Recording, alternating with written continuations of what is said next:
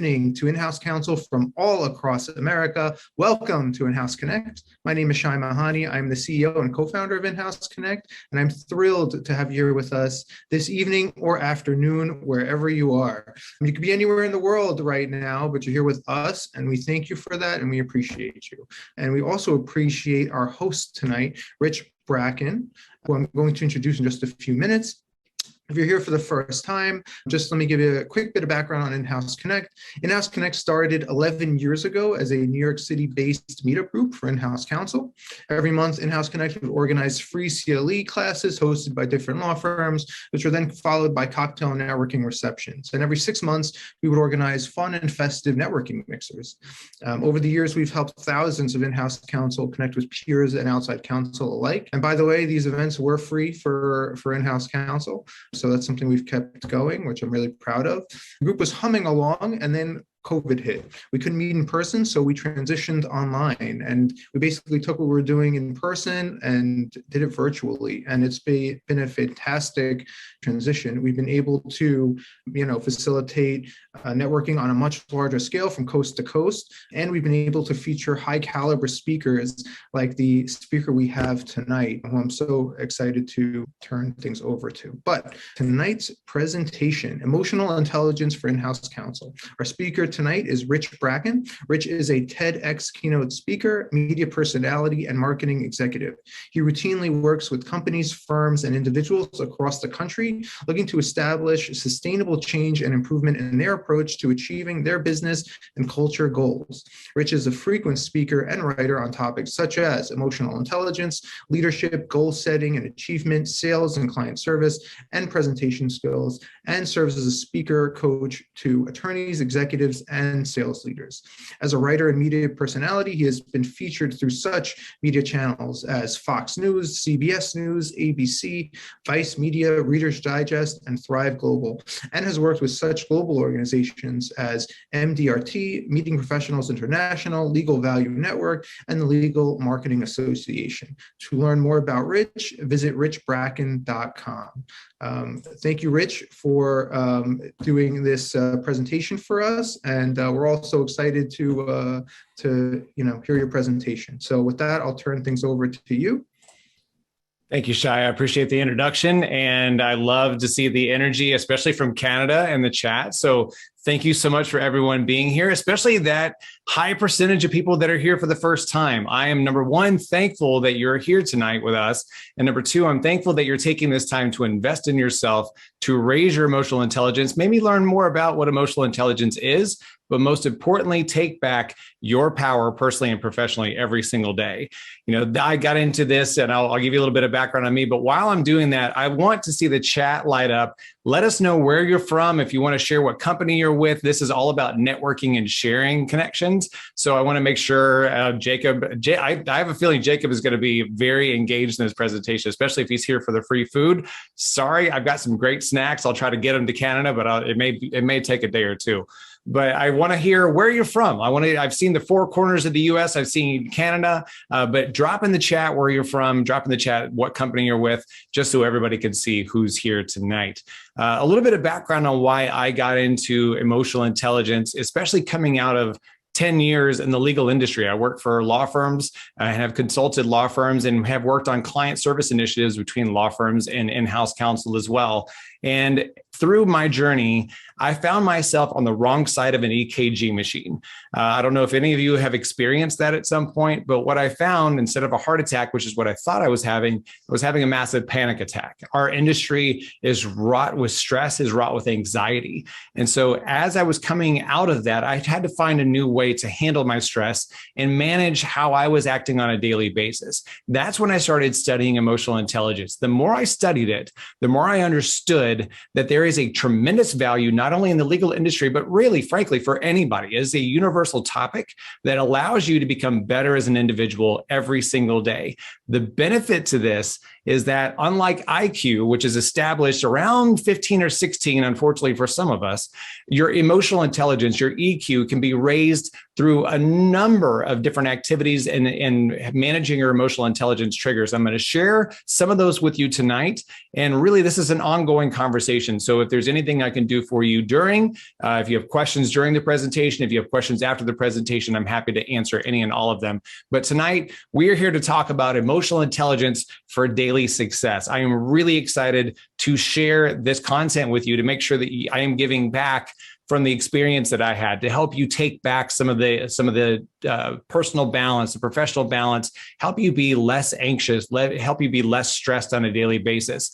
As you're dropping in where you're from, I want to also poll the audience. If you're stressed, if you've been stressed in the last couple of days or even the last couple of years, on a scale from 1 to 10, 10 being like, holy hell, what am I doing on a daily basis, to 1, I don't know what I'm here. I'm probably here like Jacob for the free food. If you've been stressed in the last couple of years, please rank that on a scale from 1 to 10. Again, everybody goes through these kinds of things, so no answer is wrong here, but I want to hear 11. Okay, there we go. Maybe it's the metric system, but I'm seeing lots of 9s, 11. It is really important to understand that even though your stress level is high now, I'm going to hopefully give you these tools and tricks to help lower that. So hopefully by the end of the presentation, you'll have more control over that number. See lots of 6s, 7s, 8s, 9s, 10s. Again, the 11, if you want to rank 11, that's fine too.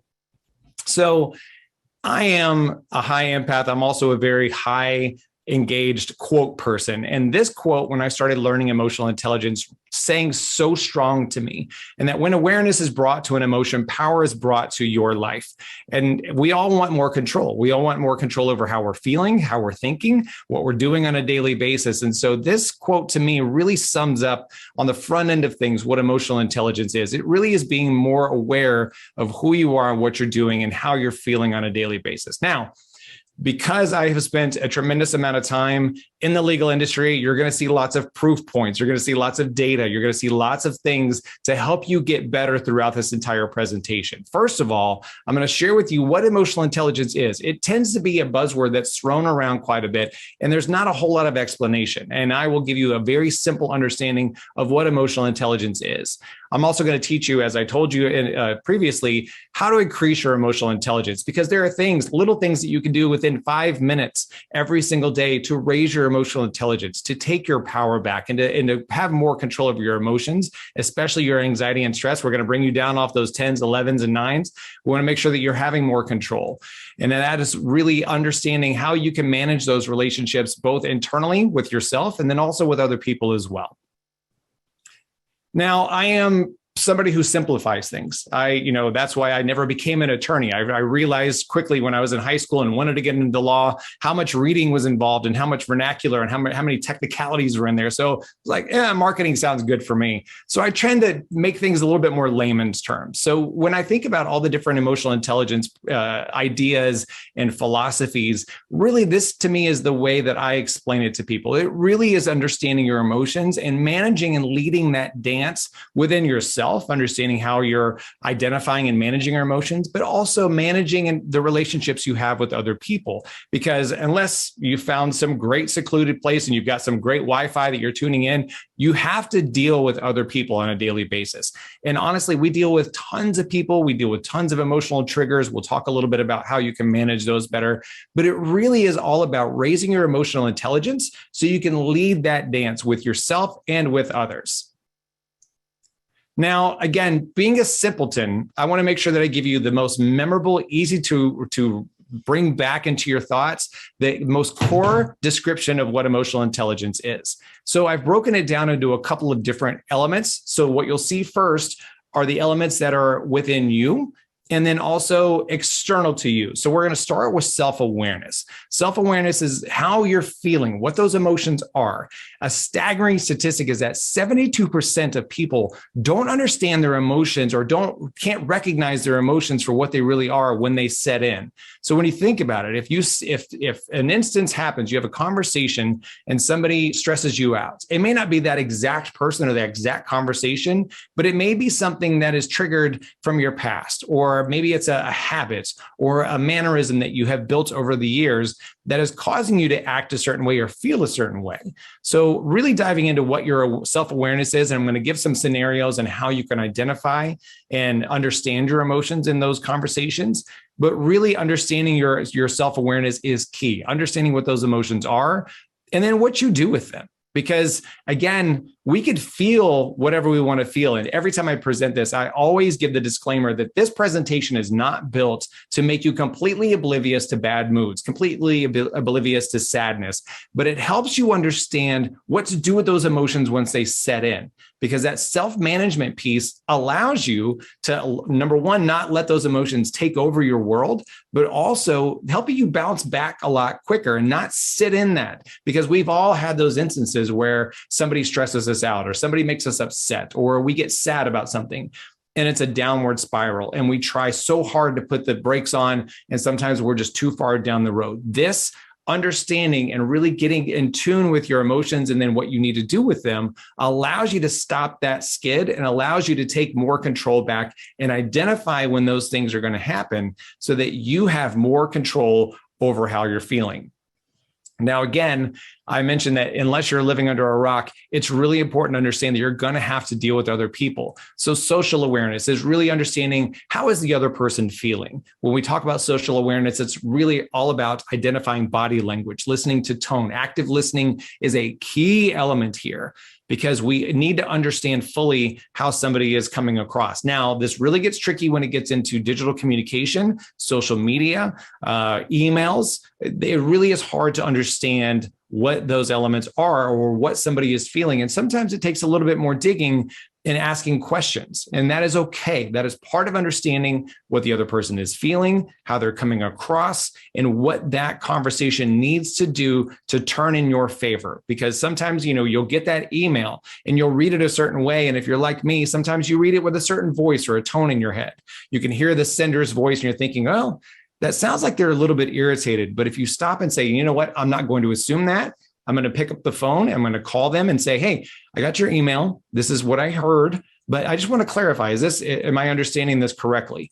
Even that 3-second conversation can really turn the tide on a relationship and really help you take back stress, as opposed to just wondering and thinking that that's probably what they meant. All of these wrapped into one is relationship management. Now, if you think about the first 5 people that come to mind, or the last 5 people that you come in contact with, if you think about how you would rate them on a scale from 1 to 10, or even a letter grade, we have varying levels of relationships. So if you think about let's go with the last 5 people that you interacted with. Each of those individuals you have a different relationship with. You have different communication styles. You have different proximity. You have different closeness to them. You have a different understanding of who they are. And so really you can raise and lower your relationships by either engaging correctly or not engaging correctly. So if you think about relationships that have maybe gone south, maybe there's a way that you can re-engage and be more aware of their emotions and more aware of your emotions in those conversations. But this really is what I call the core 4 of emotional intelligence, and how you can identify these elements within yourself and with other people as well. Now, why is emotional intelligence so important in the legal industry? There are 2 things that I want to talk about first that lead into these. Number one, we are very logical in this industry. There's not a whole lot of emotion. Sometimes there's emotion. And, if you watch one movie about law, there's a whole lot of emotion. But really it boils down to how we're being logical versus emotional. Now, when we think about the black and white of different elements, when we think about the law and how we get into this mode of how we're looking at things in black and white transactions, if we're looking at contracts, we take in logic and we forget emotion. We forget what the other people are thinking, what other people are feeling, and we're trying to get things done as quickly as possible. Now, this is where emotional intelligence can come into play and benefit you better with internal relationships, with your law firms. It really is important that you understand not to get emotional in the sense of not going as far as the Titanic and Notebook emotional, but really understanding that by engaging in the conversations and sharing your thoughts and sharing your emotions, but also listening to the other side as well, you can become more ingrained in what the purpose of the interaction is, what the purpose of the matter is. I have been a marketer at a couple of corporations where I will apologize until the day is done that I put my attorneys under a lot of stress, my in-house counsel under a lot of stress. I'm sure a lot of you have dealt with that as well, because marketers will market and we need things at the last minute, or we forget to ask questions. And so by understanding what my goals were, my in-house counsel and I could have better conversations around what the best solution is or what the best resolution is. So understanding that emotional element can get you to a solution a lot quicker and a lot more efficiently is a lot better. So raising your emotional intelligence is key in the legal industry. When we think about creativity and strength, we all have problems that we have to come at a different angle. Maybe something's not so straightforward. Maybe there is a way to think of a creative solution. Again, I go back to my previous experience. I've thrown some curveballs, but my in-house counsel would say, okay, let's think about the different options here. Now, if this was an individual that wasn't a good active listener, didn't engage me in questioning and didn't understand what my goals were, and then didn't also leverage their own creativity, we may have come to a standstill on opportunity, and we may have missed some opportunities for revenue growth. So this creativity and strength in communication is really key as far as pushing the business forward and understanding that maybe not everything is so cut and dry. Maybe not everything is so black and white, that there is the ability to be a little bit flexible and a little bit creative in the solutions. Now, again, as the poll indicated earlier, there's a lot of anxiety. There's a lot of stress in this industry. So raising your emotional intelligence will help you manage that stress and manage that anxiety a lot more effectively. So the more you understand, and as I mentioned earlier, we're going to get into some emotional intelligence trigger activities, but understanding that these legal interactions are really going to be high stress, they're going to be high anxiety, but they don't have to be as high stress or as high anxiety. With leveraging the right response and the right communication and conversation within the matters or the business meetings, it really is important that having a higher emotional intelligence will help you understand that these legal interactions don't have to be as high stress. And emotional contagion. If you think about your team or your business or your executive leadership team, if you think about how individuals act and how they react to things, if we have somebody who is very positive and looks at the silver lining in problems and looks at the way that things can be solved, they're going to spread a very positive emotional contagion.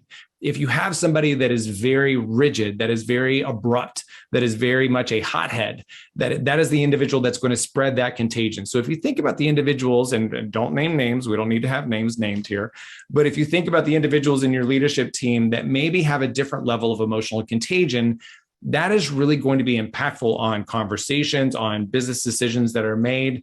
And it really is important to understand that it's not just about you. You may take things and be stressed out about it, but if you unleash it, when we go back to that self-management piece, if you unleash that stress, you're now spreading a negative emotional contagion. So being able to manage your emotions once you understand them is really key to spreading as much positive emotional contagion as possible. That is going to help you make better business decisions. It's going to help you maintain better relationships internally. And it also helps move the business forward in a much smoother way. Now, some other statistics. As I mentioned, I've got statistics galore in here, and I want to share these with you. So why this is important, again, to the legal industry, the one statistic that is not in here is that when polled, the legal profession has the second lowest emotional intelligence, only to doctors, which is terrifying. If you think that your doctor has low emotional intelligence, I'm not telling you not to go to the doctor, but just bear in mind the next time you go and have that conversation that they are the lowest emotional intelligence profession in the country. Now, why this is true is that attorneys rank in the 90th percentile of skepticism. If you don't believe that statistic, you just fell right into it. So it's really important to understand that you have spent your career, you have gone through law school, you have spent all this time perfecting your art, perfecting what you understand about the law. And you are not somebody who is allowed to make a whole lot of mistakes, if any at all. So you have to be skeptical, but understanding that you can be a little bit better about your skepticism. And instead of taking things at face value and making your judgment off of that, having a higher emotional intelligence will allow you to engage in better conversations, ask better questions, and will lift the stress of making a decision based on skepticism. So that is really important to understand. You're not resolved to that. That is very changeable. You're in the 71st percentile of urgency. I don't know many attorneys that are like, I'll get to that. That'll come, we'll deal with that when it comes. Urgency is abound in this industry. Things need to get done. They need to get done quickly. They need to get done yesterday in a lot of scenarios. Certain scenarios come up that have to be responded to right away. So, if you felt the sense of urgency in your role, please drop a yes in the chat. I want to see everybody, and do it quickly because you're urgent. So I want to make sure that you're doing it quickly. But there they go. And so it really is important to understand that urgency, yes, is very important in this industry. But again, urgency doesn't always have to come with a whole lot of stress attached to it. That is going to be up to you. And we're going to get to that in a little bit and how you can manage that. Jonathan, I want to know what kind of world you're in that you never have any kind of urgency whatsoever. And I think everybody else is going to be asking you that in the breakouts as well. And finally, the 30th percentile of resilience. So on the other side of the scale, but not really good. You're not as resilient as you should be. The low resilience factor, again, comes with the background of perfectionism, comes with the need to not make mistakes. So that's why when I was working with law firms and consulting with law firms about in-house counsel client service programs, a lot of attorneys or a lot of law firms didn't want to ask those questions because they didn't want to hear anything negative. The resilience factor comes with understanding that mistakes are going to be made. Things are going to be really important to ask more questions, but things aren't always going to be perfect. And understanding that comes with the territory, or things are going to, not that you're out to make mistakes, but it's really important to understand that when mistakes happen, they're not the end of the world. There are ways to bounce back from those things. So understanding that your emotional intelligence and how it aligns with your resilience and how it can raise your resilience and make you more apt to be able to pivot and switch off of situations where things go south is really, really important. Now, again, more statistics. I'm going to bring this up a little bit more full screen so you can see this a little bit better. This is why emotional intelligence is important. And this is outside of the legal industry. This is for anybody in the world, especially sales, especially executive C-suite individuals, but also managers, team leaders, and especially in-house counsel as well. So 58%, that is the amount of responsibility emotional intelligence has for your individual performance. So if you think about that statistic alone, 58%, over half, is really based on your emotional intelligence. So you can be very strong, very knowledgeable, very good at what you do, but your emotional intelligence, how you deal with things, how you have communication, how you handle situations of stress, really has a lot of impact. Again, if you think about somebody that you've worked with either currently or previously that was very smart, but couldn't handle change, couldn't handle a conversation, couldn't handle any kind of sensitive or emotional engagement whatsoever. Those individuals, while very smart, very high in IQ, because of their EQ, they're not going to perform at a higher level. We want to have those individuals leading us and engage with us that are able to have conversations that have a little bit of context to them, that have a little bit of emotion to them. So it's really important to understand how important emotional intelligence is in that sense. 90% of top performers have a high EQ. So again, it correlates with the fact that your responsibility, the emotional intelligence responsibility of your performance is high. It's really important to understand that those individuals that are top performers, either they're getting things done more efficiently, they're performing at a higher level. Their EQ has a huge amount to do with that. How they're having communications, how they're having tough conversations, how they're handling critical thought, how they're handling quick, urgent decision-making. All of that comes back to emotional intelligence. How they're handling those situations is really, really key. Because again, if you think about those individuals that are given a quick turn decision to make, if they throw up their arms in panic and they're running around trying to figure out what to do and they're freaking out, they're not going to make good, sound decisions. They're not going to lead a team with confidence. But if you have that individual that is a high EQ individual, they are going to perform at a much, much higher level in that scenario. More than 70% of an employee's view of the company culture comes directly from the leader's emotional intelligence.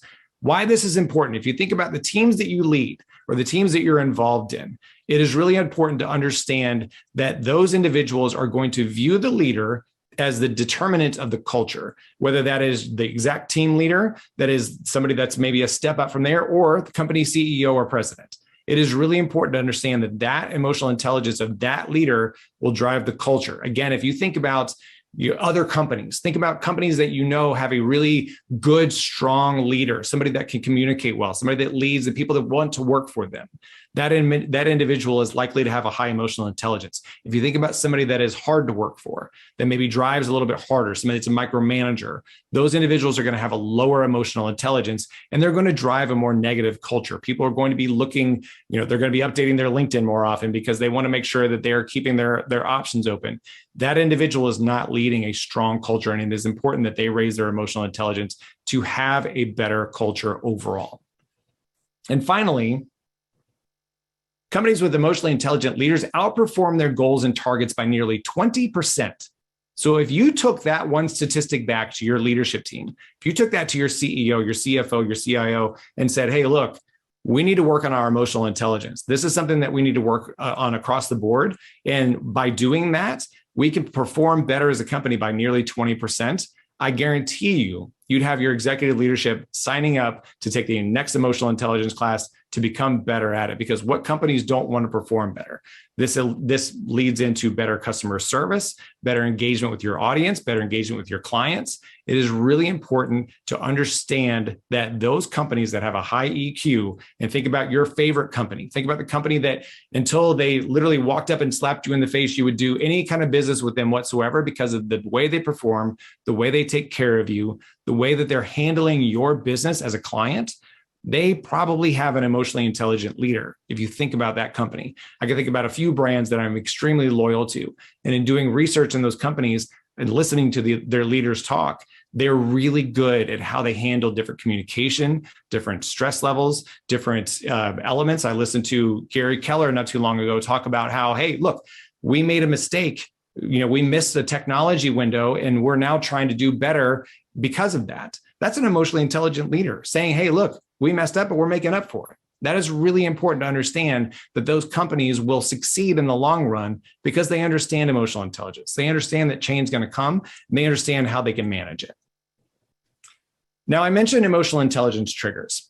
If you think about this, and this could be brought on by an individual, a communication, an email, a meeting, anything that changes the dynamic of your emotions, positively or negatively, is an emotional intelligence trigger. And I'm going to talk about a couple of scenarios here shortly where these come into play, how you're managing these triggers and how you're reacting. Again, your self-awareness and your self-management, but then also once you understand what you're going to do with that emotion, how are you engaging the other individual, or how are you engaging the scenario to take control back, to take the power back in the conversation?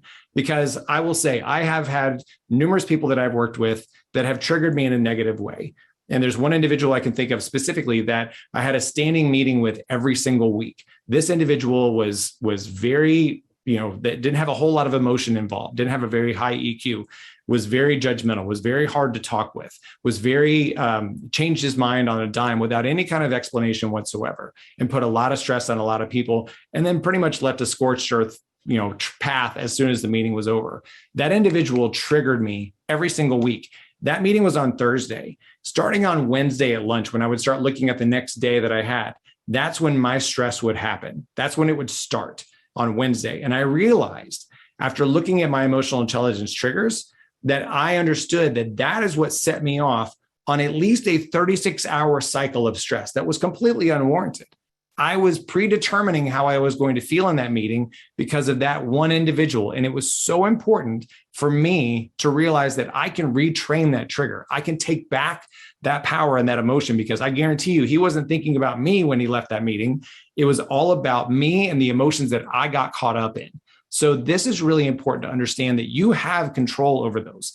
So if you think about, if you hear a certain song, a song may put you in a good mood, or it may put you in a bad mood. I hesitate saying Baby Shark because it's going to be stuck in all of our heads for the rest of the night, but Baby Shark is a trigger for me, not in a good way. So those kinds of little things can change the emotion and the trajectory of your day in an instant. But if you train yourself to understand that it is in your control how you react, what you feel, and what you do with that emotion after the fact, you take back that power and the trigger. I know, sorry, Anastasia, it is too late. Baby Shark is already out there. So let's talk about some of these scenarios. I'm going to give you 4 different scenarios that break down the 4 different buckets in the core 4 that we can break down how each of these come into play. So what I'm going to do is I'm going to give you each of the 4 buckets, and I'm going to give you an issue, an exercise, and an outcome. So in these different scenarios, let's look at self-awareness. An individual is battling the daily roller coaster of emotions with no control. If you've ever felt out of control of your emotions, you felt like you were the teacher in the driver's seat or in the passenger seat of a driver's ed car with no brake. If you felt like somebody was driving you out of control on a daily basis, drop a yes in the chat, because I know that I have felt that way. I have felt completely out of control. I felt like I got to the end of the day, and all of a sudden I looked at my clock and I looked at my calendar and I looked at my desk and I was like, what just happened? I have no idea what just happened. I don't know what truck just hit me on the way through the day, but I don't have any idea what happened to my emotions. I have no idea what happened to my productivity, and I am exhausted. But understanding that I was out of control of my own emotions was the first step back to taking this power back. What I highly recommend is doing journaling. Now, this doesn't have to necessarily be a big, thick diary. You don't have to spend 20, 30 minutes writing out all your feelings. This is not a Stuart Smalley, I'm good enough, smart enough, doggone it, people I like, people like me. It is a scenario where you take 5 minutes. Take it mid-morning, take it at lunch, take it mid-afternoon, and take it at the end of the day. 3 to 5 minutes. Check in with yourself.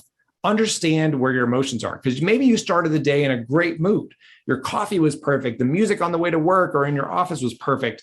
And then you opened your email and all hell broke loose.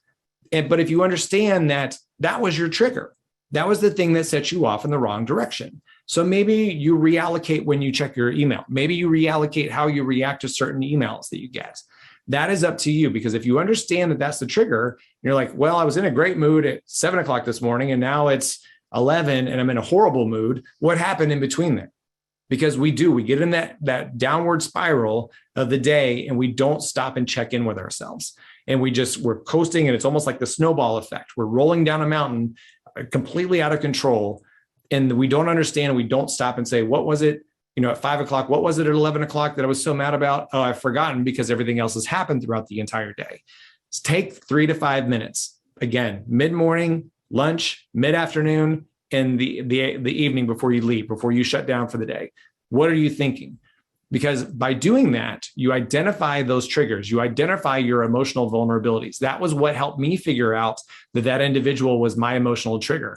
Once I pinpointed it, my world changed. My stress levels changed. I took that power back in the day to understand that it's not about him, it's about me.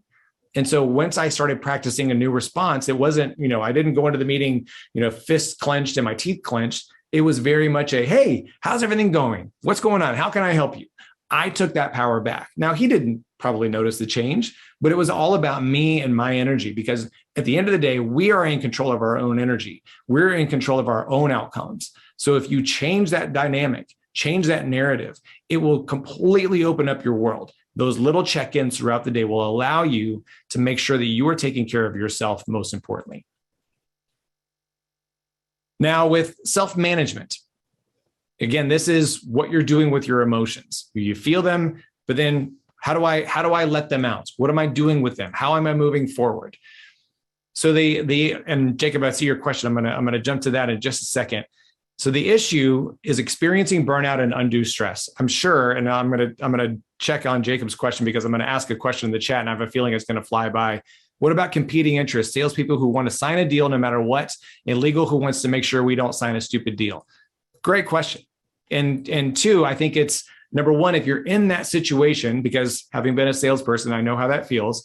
So if I went to my in-house counsel and said, hey, we got to get this done. Yes, gold star for you, Jacob. If we have to get this done, we're going to lose this deal if we don't sign this.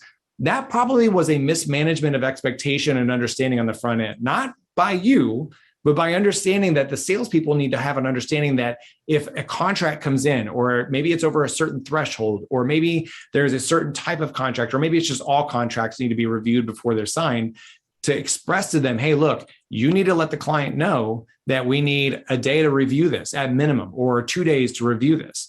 Setting those expectations on the front end, you take that power back. You communicate to them, hey, look, the next deal that comes in, you need to communicate and help understand on the front end that we're going to need a little bit of time to review this. Because again, if a salesperson rushes you into a bad deal and you get that contract signed and things blow up, chances are they're not going to go to the salesperson and say, hey, how come you didn't review that long legal contract and make sure that all the I's were dotted and T's were crossed? It's going to come back on you. So again, take that control back in that situation and set the expectations of like, hey, look, this is just the standard. And we're not going to be able to approve contracts that don't come in the parameters that you need. So understand that you can have those communications, and truly the right salespeople will understand and respect that. Now, I'm not going to say all salespeople are great salespeople, nor are they ones that will appreciate and respect your boundaries, but maybe they're the problem instead. So understand how you can set those boundaries is really, really critical. But great question, Jacob. So again, understand that burnout and stress is going to happen. So again, if you've felt burnout in the last 2 years or in the last 2 days, drop a yes. Understand that you're not alone here, because again, this is all about us understanding that this is a community that we all need to get better and take care of each other. So if you have felt stressed out, if you have felt burnt out unduly, please drop a yes in the chat. This is an opportunity for you to let go of that stress and that pressure on yourself and share that with the community. So self-care, I'm so thankful. If anything has come out of the pandemic and out of the last 2 years, it's the understanding that self-care is not necessarily a day at the spa, although that sounds fantastic. But self-care could be walking away from your desk for 5 minutes. One of the most beneficial things that I did in the pandemic, and I'm going to continue doing probably for the rest of my career, is setting out of office even for 3 minutes, 5 minutes. So if I get up and I know that I want to completely disconnect from Slack, from email, from my phone, I'm going to set a 5-minute out of office to say, hey, look, I've left my desk for the next 5 minutes. I'm going to get a glass of water, or I'm going for a quick walk. Be explicit. I've done that too. Hey, look, I'm going to have my headphones on for the next 5 minutes. I'm not going to be checking my phone voluntarily. But if something is absolutely critical and urgent, please call me. I'll have my ringer on, but I'm not going to be looking at my phone, so don't text me. And not only have I never gotten pushback on that, when I re-engage the people, because I will say, hey, look, I'll be back in 5 minutes. If you need to talk, let's talk then. When I talk to people after that 5 minutes, people are like, that's a great idea. I don't know why I'm not doing that too. It sets that boundary and sets that understanding that I need to take care of myself. So it is okay to take care of yourself and set those boundaries. And again, who doesn't want to have reduced stress and increased control of their life? Again, it's really important. I understand that our industry is one that we have to be on 24/7. That's not the case. You can set boundaries and communicate when you're available and what your schedule is. Again, Jacob, to your question or to your comment, it's really important to say, this is my boundary and this is when you can get me and this is when we're going to talk. Now, when we move over to the social side of things, how we're engaging other people and how we're communicating with them, this is really tricky because it's not only how we're managing ourselves, but how we're managing other people. Now, maybe you're not having the desired impact that you want in leadership, or maybe you're communicating and you don't feel like people are really engaged in what you're saying. It is really critical to solicit feedback and engage in active listening. One of the best things that you can do, and it's tricky because I've tried this before, and the first couple of times it's going to be very nerve-wracking, but I promise you, the more you do it, and the more you trust the philosophy, it will work. If you want somebody to give you feedback on your leadership style, your team building style, say, hey, Rich, can you give me some feedback? Tell me what I'm doing right and what I'm doing wrong. Let that person give you that feedback. And the only thing you're allowed to say back is, thank you. You may not challenge it. You may not question it. You may not give for instances. You may not give situational reasons. Just say, thank you. I appreciate your trust, because it is up to them to trust you too, because that kind of sounds like a trap. Like if you say, hey, look, I want to know, my loving wife, if she said, how does this dress look on me? Maybe that's a little bit more of a dicey scenario. And I'm going to be honest. And I'm going to tell her the things that she wants to hear. But at the same time, I'm not going to be put in a position. I'm not going to put her in a position that is bad for her. But same thing with us. If you are not a good team leader, if you have something that you can work on, wouldn't you rather have somebody tell you? If you have broccoli in your teeth, you'd want somebody to tell you. If you've got that pain point, you want to make sure that somebody's saying, hey, look, Rich, you've got great ideas, but we need to follow through on execution. We need to have a really good project plan in place. That kind of feedback makes me better, and it builds more trust between the two of us. And again, it really brings more high engagement, high loyalty, and high satisfaction within your teams. So if you have a team, take that time, find a trusted resource within that team, find a trusted resource within your organization, find them and say, hey, look, I really would love your honest feedback on something. Can you please give it to me? You can say anything you want. And then the only thing you can say back is thank you, and take it to heart and work on it, because it is really critical to understand that, again, they're trusting you just as much, and they're putting their trust in you that you're not going to be upset with what they say, but they're also taking their time and their emotion to invest in you. Show them that you care, show them that you're actually going to do what you're asking them feedback on. And finally, relationship management. Now, this is key with everything. We really are successful by our relationships. So it's understanding that maybe you're not as impactful as you would like to be. Maybe you're trying to convey ideas. Maybe you're trying to push forward an initiative. And it really is important that you're trying to build a network or build trust within an organization. So many times we get into situations, either consciously or subconsciously, where we're worried about what we're getting out of something. And if you practice giving, if you practice providing, asking about other people, supporting other people without any agenda or need for reciprocation whatsoever, this has been the most transformative thing that has ever happened in my relationships and those that I've coached. When they work on practicing giving and supporting and asking people what they need and how they're doing, their relationships completely change. And not only does that allow the individual that you're doing that with to feel better, but it makes you feel better too. You're caring about other people. And honestly, in today's society, it's really rare that people are investing in relationships to that level. It's becoming more and more prevalent, but we have a long way to go. So it's really important that you take the time. I try to block 5-10 minutes every single day that I send one person a note, a text message, support a LinkedIn post that they're doing. But I'm doing something for them. I'm engaging with their energy. I'm engaging with their projects and engaging with their needs. It makes me feel better. And it takes my mind, frankly, off of the things that are stressing me out. So again, this really benefits your relationships. It benefits the people that are going to want to help you when the time comes. But it is important that you are building the most thorough relationships that you possibly can, and building the amount of trust that you need within your teams, within your organization, within your leadership, within your personal relationships. It's really important that you're investing in others and spending the time in a very sincere way to do that. Now, on to the fun stuff, how you manage these things, because understanding all of these elements and how they impact your professional life and your personal life is really important. And understanding how you're understanding your emotions and what you're doing with them, and how you're active listening to others and how you're building those relationships is really important. But you have to practice your emotional intelligence. You have to invest in it. It's like trying to go to I see a couple of conversations about boxing gyms and getting involved in health and fitness. It's like that too. Building your emotional intelligence is like building muscle or going through a weight loss program. It takes consistency. It takes persistence, and it takes the dedication that you want to invest in this for the long term. It is not something that's going to happen overnight. You're going to have to break some bad habits. You're going to have to change some mannerisms and step out of your comfort zone. But I promise you, 100%, if the statistics didn't convince you, I will tell you that I not only have raised my emotional intelligence and the value in my personal and professional life, but I've seen scores of people. I've had more comments from people that I've engaged either in webinars like this, or when I work directly with companies that will send me emails because they're too shy to step up in the meeting and say, which is okay. And they will say, hey, look, you shared this with me and I started doing it, and it helped me with my personal relationship, with my professional relationship, with my team building. So these are going to be personal and professional ways that you can raise and manage your emotional intelligence.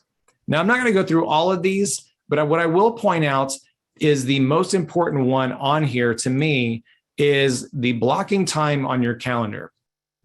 And I see there's a 248F computer one's phone. I will get to your direct message. That's a great question. I'm gonna get to that in just a second. So with your professional life, if you remember back in the days of going to high school, in between classes, we had 5 minutes, 7 minutes, depending on how big your school was. In between classes, we called it passing period. It allowed you to be done with history, to move on to math, to change your gears and get into the mindset of the next thing that you're doing. Now, as an adult, think about your calendar. Think about what you're doing on a daily basis. Think about what it looks like. How many people have worn the badge of pride that you're really busy and that your calendar has no gaps in it whatsoever? Guilty as charged. And I have turned that badge back in because I value what I have called the adult passing period. And what that is 5 minutes, 10 minutes, 15 minutes. I set 20-minute meetings and 45-minute meetings. I don't do 30-minute meetings, and I don't do 60-minute meetings anymore, because I need time after that to understand what we just talked about, come up with some delegation, come up with some plans to move forward, get back to a couple of emails, answer a couple of phone calls. Because how many times have we been in that downward slope again, that we go from one meeting to the next? God forbid you're late to one of them, you're probably going to be late to all of them. So it's really important to understand, to give yourself that time in between meetings. And again, set that boundary. Hey, look, I see that you have a gap from 9:45 to 10. Can we chat? No, I'm sorry. That's my, you can use passing period if you want to. It's not trademarked for any trademark attorneys. It's not trademarked yet. I should trademark it if anybody wants to help me with that. But it gives you time to understand what just happened, what you need to do to move on. And then you shift gears for the next meeting. Maybe you need a drink of water. Maybe you need to use the restroom. It gives you that time to do that in between your meetings. And again, it keeps your sanity. It keeps you on top of things. You don't fall behind near as much or at all when you're managing those adult passing periods to leverage the time in between meetings. Now, all of these are important. And that is the one that I've seen work the most for me and for those that I've spoken with about this. That pure blockage of time is completely transformed the productivity, the effectiveness, and the stress levels of so many people. So that is the one that I always talk to, because it is truly critical to implement that.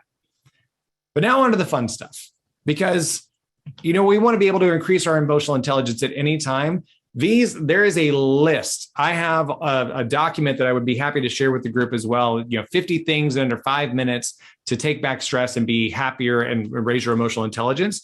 But these are ones that are very easy to utilize, very easy to engage, and frankly, they're a lot of fun. If you don't like sleep, I know most of us don't get enough, but if you don't like sleep, hey, maybe you can find something else on the list. I go to a couple different things here. Meditation, number one. I meditate every morning and every evening, at least 5 minutes, maximum 15, 20 minutes. It clears my head at the beginning of the day, gets me set up for success at the beginning of the day. But then it also gives me the ability to decompress from the day, because most days, like everybody that's indicated, even the 10s and 11s and even the 6s and 7s, we have stress. We have to manage that stress. So if you take 5, 10, 15 minutes at the end of the day and meditate, it is a game changer. It is absolutely, who doesn't want to sit still and just breathe for 5 minutes just to get your mind back? But music is my favorite one. I used to be a national touring DJ for about 25 years. I'm a music freak. I'm that person that you can tell me, oh, what's that one song that goes da da da? I'm like, yeah, I know what that is. Music is huge for me. And, when I talk about adult passing periods, music is probably the most prevalent thing outside of me, gathering my thoughts, sending out a couple of emails. I implement music breaks, 5 minutes. Most songs are 5 minutes or less. 5 minutes can give me a boost in my day like nobody's business. I've spent hours curating these playlists on Spotify for the different moods that I know that I feel throughout the day. If I need to decompress, I've got playlists for that. If I need energy, I got playlists for that. If I need to laugh and smile, I've got playlists for that. Any single time I can go on there and there's 50 songs. I pick one. I'm in a good mood. My number one go-to song is Baby I'm a Star by Prince. If you have a song that puts you in a good mood, yes, they are public. If you want to subscribe to them, by all means, they are public. You can use as many of them or all of them if you want to. Baby I'm a Star by Prince is my go-to. It puts me in a good mood within seconds. Rod Stewart. So if you've got a song that puts you in a good mood immediately, drop it in here. We're gonna take a look at the chat. Maybe I'll create an in-house connects playlist on my Spotify to have these good mood songs in here. Calm. I'm a big fan of Calm as well. It's a great resource for meditation. So, Julian, the great question of how you raise your emotional intelligence when you start a new job and don't know anyone, you have no relationships. Introduce yourself. I put up an article the other day on LinkedIn about how you can develop. I'm kind of tired of elevator pitches, so I've created the movie trailer philosophy. So if you can describe who you are in 2 minutes, that's a movie trailer. So if you could quickly get into it and describe who you are, introduce yourself to individuals, and then come up with some questions. Come up with a couple of like, what do you do here? Tell me more about your role. Tell me more about what makes you successful in this role. Then ask a fun question. Steal the song idea. What would be your walk-up song? If you had a walk-up song that you could have playing when you walked into a meeting, what would your walk-up song be? That's a great ice-breaking question. So do those things, but then also ask them how they like to be communicated with. Ask them, do you want email, phone, text? What works best for you? Phone calls, establishing those communication channels and going to them and asking them what works best for them is a great way to establish a great relationship, but also help you on the back end. So, if you come to me and I say, hey, the best way to get me is text message, and you're trying to track me down via email, that's going to stress you out. Get me on my text message. So that's going to help you in your stress levels. So that's great question. And hopefully that answer helps. We don't talk about Bruno. That's becoming my new baby shark. That's become the soundtrack of my house. We don't talk about Bruno. So to bookend the presentation, and again, I greatly appreciate the comments, the questions. There's some great songs. I'm going to have a really cool playlist to put together. But truly, once you understand your emotions, once you understand your boundaries, once you understand what you need to be successful, you can determine your success. You can determine your happiness. You set the tone. Nobody else, your happiness is not up to anybody else. By understanding these things and getting very involved and spending the time in self-discovery, take 15, 20 minutes, 30 minutes, do it even tonight after the networking. Spend 20 minutes and think, where am I most stressed out? Where can I take more happiness back? How can I change my dynamic to be better? You start setting yourself free. And that is going to make you more productive. It's going to reduce your stress. It's going to reduce your anxiety. It's going to make you happier on a daily basis. And these are things that you can go back to, because again, you're going to keep getting hit by curveballs. But if you have this balance in place, if you have these tricks and these tips to go back to improve your emotional intelligence and stay stable in those situations, you're going to be able to control your happiness on a daily basis. You won't be completely oblivious to anger and to frustration, but you won't sit in it near as long, and you'll bounce back a lot stronger. So I am really impressed with the amount of people that have shown up to this tonight. I'm very thankful to each and every one of you for showing up. If you have more questions, this is my cute little plug here for LinkedIn. If you have the LinkedIn app and you want to click on the search bar, there is a box, 3 boxes. If you click on that and scan that, you can go directly to my LinkedIn profile. If you have questions you want to ask me directly, I'm happy to answer any of them. I've got content galore. Again, if you want the stress booklet and PDF, feel free to email me. I really appreciate each and every one of you, and I'm so thankful for you spending the time today with me. So thank you so much. Thank you, Rich. This was phenomenal. I got a lot of private messages saying that this was a great presentation. Are the slides available? Yes. I want to make sure that everybody has that, because I know that there was a lot of information in here. I want to make sure that each and every one of you has the resources. So Shia will share the slides with you. And if by some chance it gets missed, please feel free to reach out to me directly. I'm happy to share the slides with you as well. Okay, awesome. And the presentation will be recorded. It takes a little bit of time for us to make the presentation, but it will be available. So stay tuned. I will email the whole list of registrants for this event. Right now we're doing Q&A. So if you have questions, just put them in the chat and we'll go from there. Rich, did you want to answer? Did you get to all the questions in your private that were private? Let me go back and look, and I see Jacob's got his hand up, so we can go to Jacob too. I think I got all the questions. If I missed one, I apologize. I was trying to kind of. So, all right. So I have a question, and sure. Let's see if anybody, if there's more questions, send them to me, put it in the chat, and we'll go from there. And if not, we'll go to virtual networking. But let's say, you alluded to it earlier. You're a marketing person, and they want everything fast and everything's urgent. And so from an in-house counsel perspective, how do you deal with a business unit that's always urgent, that, not only is it urgent, but it's Friday afternoon in the summer urgent, how do you have any tips on how to deal with that type of situation? Yeah, honestly, I go back to what I mentioned earlier, Shai. I think it's setting the expectations. And, and two, like, we're all going to have emergency situations. We're all going to have urgent things that pop up. But if there is a certain repeat offender, whether it's an individual or a department, If you go and say, hey, look, can we just sit down and talk about this? Like, I want to make all of us successful, and you're not making it like, hey, you're bugging me and you're making me stressed out. But hey, look, I want this organization to be successful. I want things to go as smoothly as possible. This is what we need to operate as efficiently as possible to make sure that we're not missing anything, that we're not making any mistakes that could be catastrophic. Can you help us do that and then come with a list of suggestions? I understand that things will pop up from time to time, but if you could give us, when possible, a day or two of lead time, you'll see immediately how much more effective our team is in answering your request and taking care of your need. Those kinds of conversations are really important. I've been in the middle of those conversations on both sides. And frankly, it's empowering to see two teams come together, or two departments come together to say, hey, look, like we're all trying to do the same thing. We're all trying to get to the same goal as an organization. We just need this from you. If you can help us, we'll be much more effective as a collective. Can we agree here? Or, what is that middle ground? I'm sure there's a couple of mediators in here, and they would have some recommendations on how to mediate something like that.